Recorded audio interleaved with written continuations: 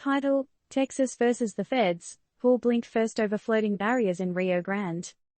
TLDR: The U.S. Justice Department is taking Texas to court over floating barriers in the Rio Grande. The feds claim the barriers pose threats to navigation and international relations, while Texas stands firm in its decision. The situation has been heating up, with both sides pulling no punches. The Rio Grande, a historic river now at the center of a monumental clash. On one side, the U.S. Department of Justice, DOJ, claiming that Texas went rogue by dropping barriers in the river without a golden ticket of permission. On the other side, Governor Greg Abbott, determined to use the barriers as a deterrent for migrants crossing into Texas. So, the big question: who's playing by the rules, and who's taking liberties? Associate Attorney General Vanita Gupta spelled out the federal stance, emphasizing the barriers aren't just a local Texas issue. They're a national concern, potentially stoking the flames of international diplomacy.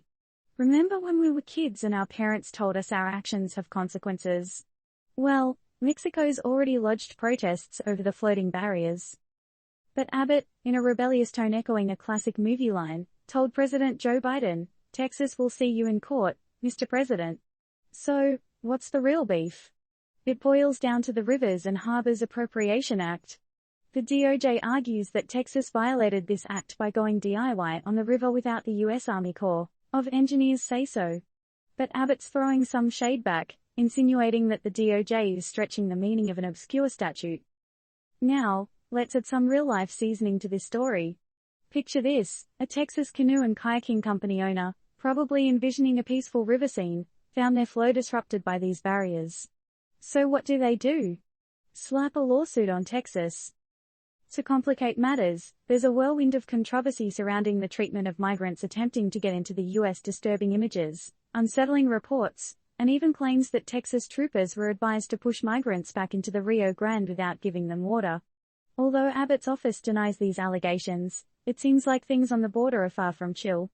White House Press Secretary Karine Jean-Pierre didn't mince words, claiming that Abbott is sowing chaos and acting dangerous and unlawful. She emphasized that while the president had a plan, Abbott's actions are only muddying the waters. It's a tale of two narratives, two beliefs, and two courses of action. So, as we ride this wave of tension and uncertainty, one has to wonder, is this a true fight for justice, or just another chapter in the never-ending game of political chess? Hot take: in the grand tapestry of U.S. history, where will this showdown be woven in?